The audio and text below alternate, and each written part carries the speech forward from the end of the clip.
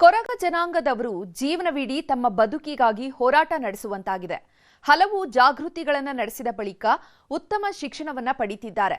ಆದರೆ ಮೀಸಲಾತಿ ವ್ಯವಸ್ಥೆಯಲ್ಲಿ ಉದ್ಯೋಗ ಪಡೆಯುವಲ್ಲಿ ವಂಚಿತರಾಗಿದ್ದಾರೆ.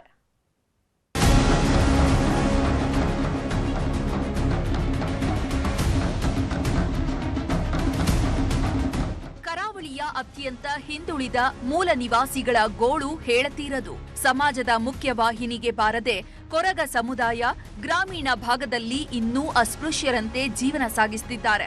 ಆದ್ರೀಗ ಕೊರಗರ ತಾಳ್ಮೆಯ ಕಟ್ಟೆಯೊಡೆದಿದೆ. ಹೋರಾಟಕ್ಕಿಳಿದಿದ್ದಾರೆ. ಡಿಸಿ ಕಚೇರಿಯ ಮುಂದೆ ಡೋಲು ಸದ್ದು ಮಾಡೋ ಮೂಲಕ ಸರ್ಕಾರಕ್ಕೆ ಎಚ್ಚರಿಸಿದ್ದಾರೆ. ಶಿಕ್ಷಣ ಪಡೆದು ಡಿಗ್ರಿ ಏನೋ ಪಡೆದಿದ್ದಾರೆ. ಆದ್ರೆ ಸರ್ಕಾರಿ ನೌಕರಿ ಮಾಡೋ ಇವರ ಕನಸು ಕಮರಿ ಹೋಗಿದೆ. ಕಮರಿದ ಕೊರಗ ಪದವೀಧರರ ಉದ್ಯೋಗದ ಕನಸು. ಭರವಸೆಯಾಗೆ ಉಳಿದ ಸರ್ಕಾರಿ ನೇರ ನೇಮಕಾತಿ ಆದೇಶ. ಸೂಕ್ತ ಭದ್ರತೆಯ ಕೊರತೆಯಿಂದಲೇ ಕೊರಗ ಸಮುದಾಯ ಜೀವನ ಸಾಗಿಸುತ್ತಿದ್ದಾರೆ. ಕಾಡಿನಿಂದ ಸಿಗುವ ಉತ್ಪನ್ನಗಳ ಮಾರಾಟದ ಆದಾಯದಿಂದ ಜೀವನ ದೂಡುತ್ತಿದ್ದಾರೆ.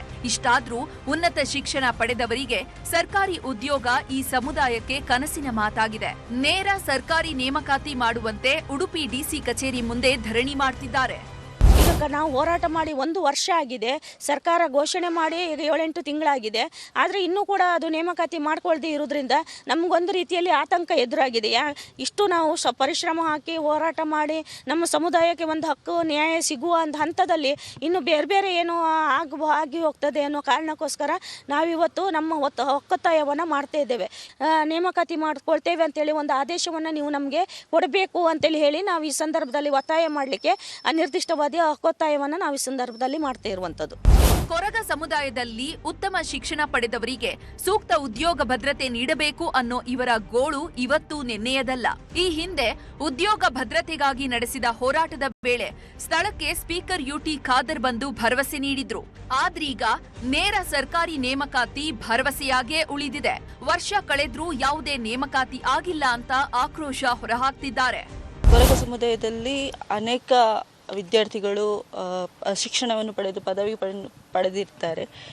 ಅನೇಕ ವಿದ್ಯಾರ್ಥಿಗಳು ಕೆಲಸ ಇಲ್ಲದೆ ಏನು ಮನೆಯಲ್ಲಿ ಇದ್ದುಕೊಂಡು ಬೇರೆ ಏನಾದರೂ ಒಂದು ಕೂಲಿನಲ್ಲಿ ಮಾಡ್ತಾ ಜೀವನ ನಡೆಸ್ತಿದ್ದಾರೆ. ಹಾಗಾಗಿ ಈ ಒಂದು ಹೋರಾಟ ಮಾಡಿ ನಮಗೆ ಒಂದು ಸರ್ಕಾರದಿಂದ ಇಂತಹ ಅವಕಾಶಗಳನ್ನು ನಮಗೆ ಕೂಡ ಒಂದು ಕೆಲಸ ಬೇಕು ಎನ್ನುವ ಧೋರಣೆಯನ್ನು ಇಟ್ಕೊಂಡು ನಾವು ಇಲ್ಲಿ ಹೋರಾಟ ಮಾಡ್ತಾ ಇದ್ದೇವೆ. ಒಟ್ನಲ್ಲಿ ಸರ್ಕಾರ ಕೊರಗ ಸಮುದಾಯವನ್ನ ಕಡೆಗಣಿಸದೆ ಇವರ ಸಮಸ್ಯೆಗಳನ್ನ ಆಲಿಸಿ ಸೂಕ್ತ ಪರಿಹಾರ ನೀಡಬೇಕಿದೆ. ಗಣೇಶ್ ಸೈಬ್ರಕಟ್ಟೆ, ನ್ಯೂಸ್ 18 ಉಡುಪಿ.